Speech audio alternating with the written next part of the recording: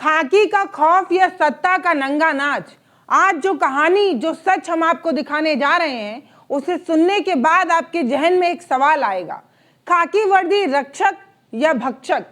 ये जो कहानी है वो एक बेवा की है, यानी कि विधवा की, जिसके पति को गुजरे 17 साल हो चुके हैं, जो एक टूटे हुए टिन के शेड में, छप्पर में अपने बच्चों को पाल रही है।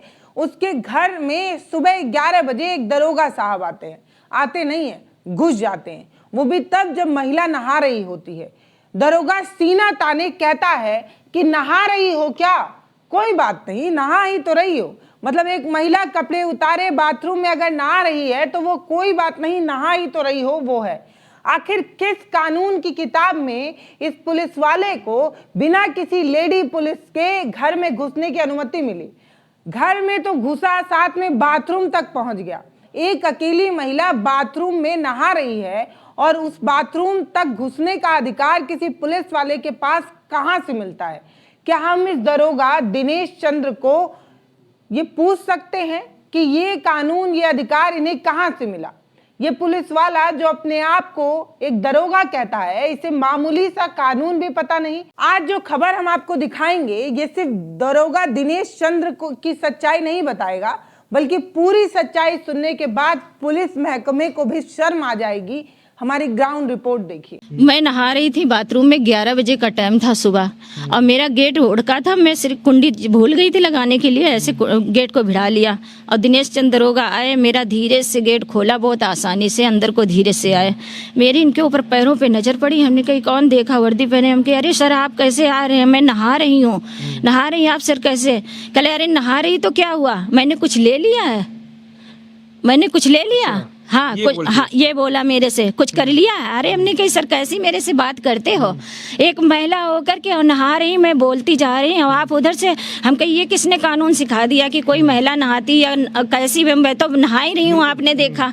और ऐसे भी नहीं आपको घुसना चाहिए कि कुंडी खड़ा, घर में कैसे घुस सकते हैं? ये कौन सी कानून है? मेरे से बोले कि अच्छा तुम मुझे कानून सिखाएगी, और तुम मुझे कानून सिखा रही है, करवा क्या रही है? हमने कही सर कुछ भी नहीं करवा रही। हम कहे मेरा काम देखो बंद, आपको कोई लेबर नजर आ रहे घर में? तो मैं अकेली हूँ और नहा रही हूँ, और आप नहाते टाइम मेरे घर में घुस के आए हो, मैं कह रही हूँ तो आप मेरे से उल्टी उल्टी बात कर रहे हो। कले अच्छा अभी मैं बुला के लेडीज पुलिस, तू मुझे कानून सिखाएगी? अभी मैं लेडीज पुलिस बुला करके अभी मैं तुझे ठीक करवाता हूँ। तो हमने कहा कि सर ऊपर से मुझे धमकी भी दे रहे हो। हम कही आप जाइए लेडीज पुलिस लेके आओ, मुझे पकड़वाओ, जो मेरे संग घटना हुई रुक जाओ, अभी मैं बताती हूँ, सर से भी करूँगी मैं ऊपर आपकी शिकायत। कले चल रुक जा, अभी मैं बुला के लाता हूँ। और ये यहाँ से मुझे गालियाँ देते हुए सर दरवाजे से निकल के गए बाहर। और बड़े बड़े नेता हार गए और तू हरामजादी मुझे ठीक करवाएगी। ऐसे गालियाँ भी दी इन्होंने मुझे, उल्टी सीधी बात है। अच्छे अच्छे नेता लोग हार गए, वो नहीं मेरा कुछ करवा पाया, और तू मुझे क्या करवाएगी? और मैं यहाँ से 3-4 साल से तैनात हूँ। हमने 3 साल से तो इन्होंने मुझे बहुत परेशान सर कर रखा है। जब महिला अपनी आबरू बचाने के लिए आवाज उठाती है तो साहब का ईगो हर्ट हो जाता है।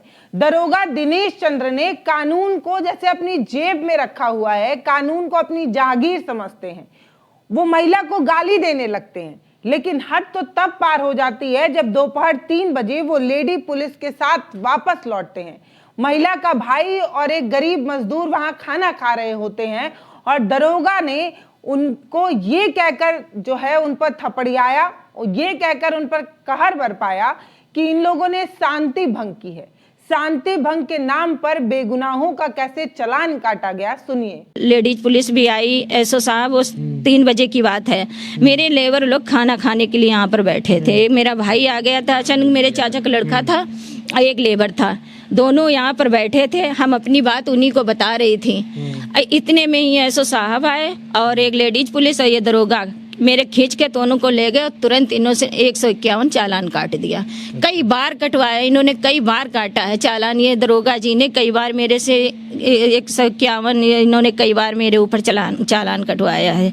जरा देर में इन्हें धमका के मुझे चले गए, और उसके बाद में ये मुझे आज 3 साल से मुझको दुखी कर रखा है। एक बार मैं थाने गई थी नवंबर के टाइम पर, मैंने गेहूँ अपने आपकी कानून को नेकपाल के द्वारा मैंने अपने गेहूँ बोआया है खेत में। तो इन्होंने कहा कि मेरे देवर की पक्षधारी में बोल रहे थे, कह रहे उसका तूने हिस्सा ले लिया, ये कर लिया, वो कर लिया, और वो महिला झूठ बोलती है। और जब ऐसे ऐसे करके इन्होंने तब मेरे खिलाफ बोले, फिर मैं लेकर के एप्लीकेशन वहाँ गई थाने।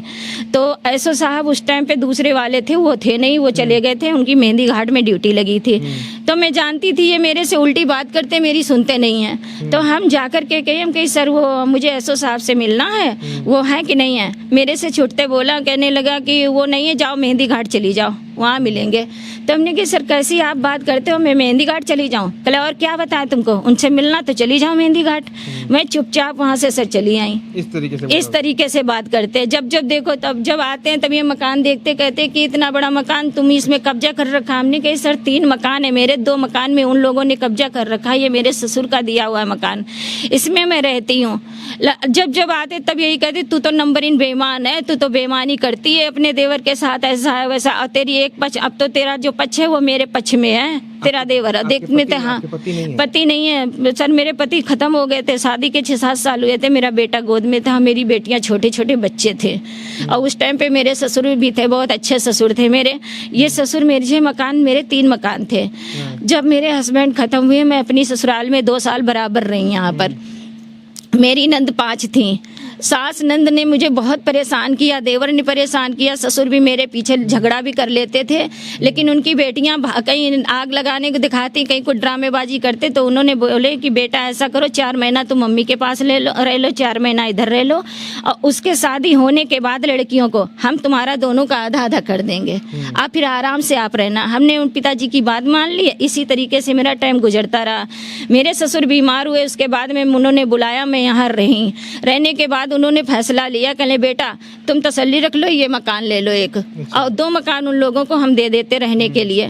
हमने ठीक पिताजी आपने कह दिया, हम ठीक, हमको मंजूर है। हमने ये मकान लिया, कहले 2 दुकान, एक एक दोनों लोग दुकान ले लेना। अब आप सोच रहे होंगे कि ये दरोगा इस बेबस महिला के पीछे हाथ जोड़कर क्यों पड़ गया है। वजह है जमीन। हाँ, जड़, जमीन और जोरू, ये 3 ही तो वजह होती है किसी विवाद की। और जब जोरू भी हो, महिला भी हो और जमीन भी हो, तो 2 बहुत बड़ा मसला हो जाता है किसी के पीछे पड़ जाने की। पति की मौत हो चुकी है, अब महिला के साथ खड़ा होने वाला कोई है भी नहीं।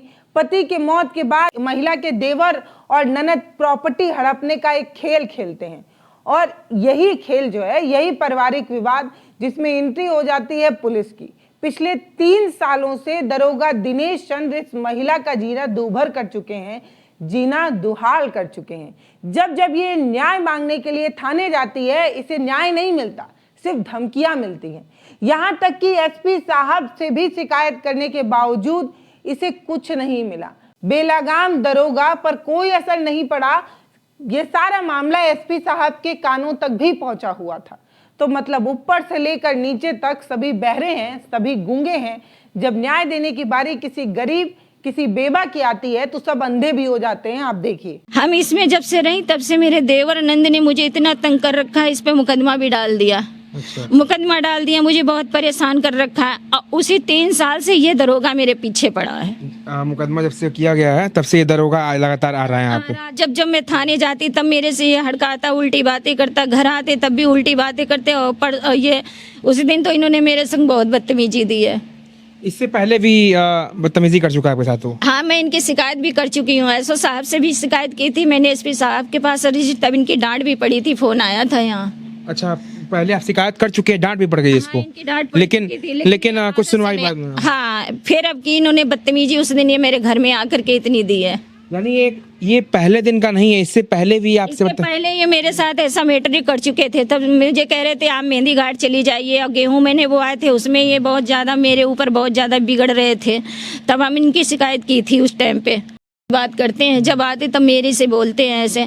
हमने कहा सर आंखों से तो देखो न्याय अन्याय क्या हो रहा है मेरे साथ में, आप आते हो न्याय की बात करो। जरा सोचिए, उस पल को महसूस करने की कोशिश कीजिए। एक टूटी हुई बाथरूम जिसका दरवाजा तक नहीं बंद होता है, दरवाजा भी नहीं लग पाता है। स्क्रीन पर अब ये तस्वीर देखिए। ये वो जगह है जहां से दरोगा साहब झांक रहे थे, ताक रहे थे। क्या चीज? महिला के शरीर को। बिना कपड़े पहने एक महिला के शरीर को देखने की कोशिश कर रहे थे दरोगा साहब। शर्म के मारे महिला जैसे तैसे उल्टे सीधे कपड़े पहनती है, अपनी इज्जत को बचाने की कोशिश करती है। आज ये महिला थाने जाने से डरती है, इसलिए नहीं, इन्हें किसी अपराधी से डर नहीं लग रहा है, इन्हें पुलिस वाले से डर लग रहा है। उस पुलिस वाले का जिसकी हिफाजत करने की जिम्मेदारी है, उसी पुलिस वाले से महिला डर रही है। ये क्या ही हिफाजत कर पाएंगे जब इनका खौफ महिलाओं के जहन में इतना भारी है। मैं कपड़े भी उल्टे सीधे पहन के जल्दी बल्दी मैं निकली, फिर क्या करूं मैं, जब नहा रही हूँ मैं बोल रही तो मेरे पास ही खड़े हुए हैं। ये आप देखिए, ये बाथरूम मेरा टूटा है, गेट भी नहीं लग रहा है सर। देखिए आप, यहीं पे बैठी थी मैं, अंदर में कैसे जाती इसमें, अगर मैं अंदर भी हूँ तब भी ये सब साफ दिख रहा है, गेट लग नहीं रहा है सर।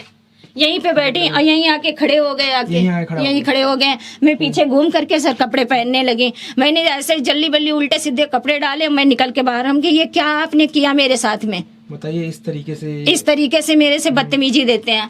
हमारे में शर्म के बोले, मेरे से कहते कि मैं तुझे कई बार थाने बुलाया तो क्यों नहीं आती है। अच्छा, हाँ, ऐसे बोल रहा था। मेरे से बोले मैंने तुझे थाने कई बार बुलाया तो क्यों नहीं आती है। अब थाने जाती तब ये मुझे धमकाते हैं सर। थाने आती है, गलत भाषा का प्रयोग भी करते हैं, अकेली गलत भाषा मेरे साथ में ये प्रयोग करते हैं, मेरे से उल्टा बोलते रहते हैं। अब हमारे शर्म के मारे उस दिन थाने भी मुझे इतनी शर्म आई है कि इन्होंने जब से मुझे नहाते देखा, मुझे शर्म के मारे इतनी लज्जा, बस मुझे शर्म के मारे थाने आने जाना बहुत शर्म आती है। की जगह नहीं है, कहीं बैठने की जगह नहीं है। टीन है, सर्दी गर्मी बरसात सब मेरी इसके नीचे 4 साल से गुजरती है, इसी के नीचे। कितने बच्चे हैं आपके? 3 बच्चे हैं, 2 बेटी हैं, 1 बेटा है। अकेली हैं? वो बच्चे भी अभी छोटे ही होंगे? बच्चे छोटे हैं। अब तो शादी जब हस्बैंड खत्म हुए थे, बेटा 1.5 साल का था, बड़ी गुड़िया 4.5 साल की थी, एक 3 साल की थी, 1.5 साल की छुटाई बढ़ाई में बच्चे थे मेरे। काफी मुश्किल होता होगा? काफी मुश्किल सर, मैं इतनी संघर्ष में जी रही हूँ तो मैं जानती हूँ। काफी दिक्कत से आप परवरिश करी है बच्चों का अपने, और अब इस तरीके से प्रशासन जो है एक तरह से सहयोग करना चाहिए आपका, लेकिन इस तरीके से वो एकदम बदतमीजी पोता रहा है वो लोग। ये दरोगा मेरे से बहुत बदतमीजी की बात करता, बहुत ज्यादा मुझे सताया इसने, मुझे 3 साल से परेशान कर रखा। यही इसी में आप रहती हैं? इसी में सर, सर्दी हो या गर्मी हो, ठंडी भर मेरी ठंडी में यहीं बीमार भी पड़ गई है अभी सर्दियों में। 18 के नीचे बारिश होती है, मेरा कोई सामान नहीं बचता है, पूरा काफी दिक्कतें आती हैं। काफी दिक्कत में परेशान हूँ। मेरी बेटियां शादी करने लायक हो गई, ना मेरे पास एक कमरा है, ना घर है, मैं कहाँ रखूँ बच्चों को। उस महिला के बारे में जरा सोचिए, और इस सड़े हुए सिस्टम ने उस महिला से उसका सब कुछ छीन लिया है। 3 बच्चों की ये माँ सर्दी हो, गर्मी हो, बरसात हो, इस टिन के नीचे गुजारा करती है। बेटियां शादी के लायक हो गई हैं, लेकिन इनके पास घर तक नहीं है, और इनके अपने ही रिश्तेदार इनके साथ फर्जीवाड़ा कर रहे हैं। सारी खेती को अपने नाम करा चुके हैं। अब सालों बाद कानिंगो लेखपाल ने इनके यहाँ इन्हें हक दिलाने की बात कही। फसल जो है वो बोई गई, लेकिन दरोगा जो है वो धमकी दे रहा है। सुनिए इस साजिश भरी कहानी को। 15-16 साल से मुझे इन्होंने एक दाना नहीं दिया। मेरे ससुर खत्म हो गए, खेती इन लोगों ने 420 करके चढ़वा ली थी मेरे देवर, और सास नंद ने मेरी खेती सारी लिखा ली थी। मैं चली गई थी मम्मी के घर 2-2.5 महीने के बाद। मेरे ससुर के खत्म होने के बाद इन्होंने क्या किया, सास और नंद, 2 नंद और सास और देवर मिलकर के झूठ बोल करके कहने लगे उन्होंने शादी कर ली, चली गई, इनके बच्चे अच्छे हैं नहीं, और इन्होंने खेती सारी चढ़वा ली अपने नाम। मैं आई वहाँ से, मैं दौड़ के आई, अपने देवर की बहुत खुशामद करती रही। मेरा देवर मुझे घर पे कभी नहीं मिला। मैं परेशान हो गई दौड़ती दौड़ती। फिर तहसील दिवस था तो मैं वहाँ गई। मैंने अपनी बात अधिकारियों के पास रखी। अधिकारियों द्वारा मेरी तहसील से 5वां हिस्सा मेरी खेती में चढ़ा। नंद की शादी हो गई, उसका भी हिस्सा इसने अपने नाम वो करवा लिया दान पात्र में। जिसकी शादी नहीं हुई उसका भी दान पात्र में इसने सारी खेती ले ली देवर ने। और मेरा 5वां हिस्सा है, बस वही वो भी नहीं दे रहा था। आज 15-16 साल से ये खा रहा मुझे। अब की ये साल मैंने बोया है। अच्छा बताइए, यानी खेत प्रॉपर्टी भी आपके हिस्से की ले ली गई? सारी ले ली थी इसने। अब की कानून को लेखपाल के द्वारा मुझे कुछ मिला? हाँ कुछ मिला, वो मैंने अपनी अब की फसल बोई। उसमें भी ये धमकाते दरोगा, उस पे भी इन्होंने मुझे धमकी दी है कि काटना फसल, देखो कैसे तुमको कटवाते हैं। वही जो हाँ दिनेश चंद्र होगा, वो लगातार तुरंत घुस गया अंदर ही। लगातार ऐसे ही घुसा चोरों की तरह, कुछ नहीं, जरा से भी खट नहीं किया दरवाजे। कोई पुलिस ऑफिसर था? कोई नहीं, अकेला था। अकेला आया था वो? अकेला। अच्छा, इस संबंध में आपने उच्च अधिकारियों से बातचीत किया है अभी? अभी मैंने उनकी शिकायत की रजिस्ट्री मैंने अपनी एप्लीकेशन लगाया है। कुछ कार्रवाई हुई? अभी देखो, अभी तो कल भी मुझे बुलाया गया था न, मेरे बयान लिए गए थे, पूछ जांच हुई थी, वही बयान जो भी पूछ जांच मेरे से करवाई उन्होंने, पूछा था मैंने जो मेरे संग घटना हुई सर वो मैंने पूरी बात बताई थी वहाँ। एसपी साहब से बातचीत नहीं हुआ इस संबंध में कुछ भी आपका? अभी एसपी साहब से नहीं हुई बात मेरी। अच्छा, कितने साल हो गए आपके पति गुजरे हुए? 16-17 साल हो गए सर। 17 साल। हाँ, ये मेरा बेटा 1.5 साल का गोद में था। अच्छा, बच्चियां भी हैं आपकी? बच्चियां 2 हैं। बच्चियां बड़ी हैं? बच्चियां बेटे से बड़ी हैं, शादी लायक हो चुकी हैं। अब कहाँ से पैसा लाऊं, कैसे शादी करूं, घर में बैठने की जगह नहीं है। इसी में बच्चों को पाला है आपने? इसी में पाला, इसी में बच्चे, मम्मी और पापा मेरे भाई साथ नहीं देते तो मैं तो कहीं की नहीं कोई सड़क पे रहती जाके। पुलिस की वर्दी में छिपे गुंडे का असली चेहरा तो तब सामने आया जब उसने महिला के भाई को सरेआम बेइज्जत किया। बिना किसी जुर्म दिन दहाड़े दरोगा ने कॉलर पकड़कर सड़क पर घसीटते हुए ले आए, उसके बाद थाना भी ले गए। पूरा मोहल्ला खड़े होकर तमाशा देख रहा था। क्या यही और इसी दिन के लिए हमने पुलिस वालों पर भरोसा किया था? इसी पुलिस वालों पर हम भरोसा करें? हमारी सुरक्षा की इन्हें ट्रेनिंग मिलती है, लेकिन ये हर बार इस तरीके की चीजें करते हैं। अब सोचिए, एक आम इंसान के जहागीर को पकड़कर उसकी कॉलर को घसीटकर उसी के मोहल्ले में उसको बेइज्जत किया जाता है। क्या गरीब की कोई इज्जत नहीं होती? क्या गरीब का कोई सम्मान नहीं होता? यही कानून की पढ़ाई अब पढ़ रहे हैं क्या? और इसी तरीके की कार्रवाई के बाद आप कहते हैं कि कानून का राज है? शर्म आनी चाहिए आपको। आप लोगों ने इंसानियत को अपने पैरों तले रौंदा है और खाकी वर्दी पहनकर आप विश्वास दिलाते हैं कि आप हमें न्याय देंगे। आप विश्वास दिलाते हैं कि हम आप पर भरोसा करें। आप उस लायक नहीं हैं कि हम आप पर भरोसा कर पाएं।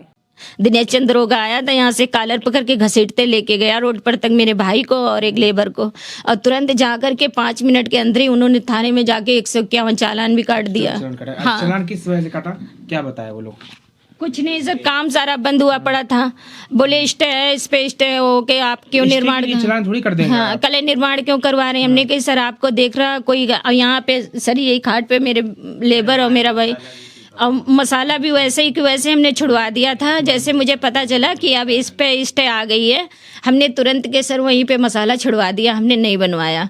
लेकिन इन्होंने आकर के सुबह मेरे से बदतमीजी दी दरोगा साहब, उनसे मेरी बहसबाजी हुई, वही के चिड़न से आके इन्होंने तुरंत मेरे लेबर मेरे भाई को खींच करके चालान तुरंत काट दिया जाके। तुरंत यहाँ से मारा भी? हाँ, यहाँ से घसीटे, मतलब कॉलर पकड़ के पूरा मोहल्ला देख रहा था कि जैसा लगता है यानी कितना बड़ा कोई कांड हुआ हो। इस तरीके से घसीटते हुए उसकी पकड़ के कॉलर को खींचते लेके गिरावान गए, खींचते। यहाँ ये दरोगा अचानक से इतना बड़ा तानाशाह नहीं बना है। 3 साल पहले महिला के देवर ने उसकी लैट्रिन तोड़ दी थी। उसी टूटी हुई लैट्रिन पर सीमेंट और मसाला भरा गया।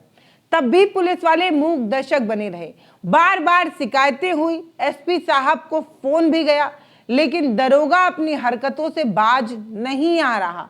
बार बार इसी तरीके की हरकतें करता है, क्योंकि इसे पता है कि एक गरीब, एक बेवा औरत के लिए इस सिस्टम में कुछ भी नहीं है।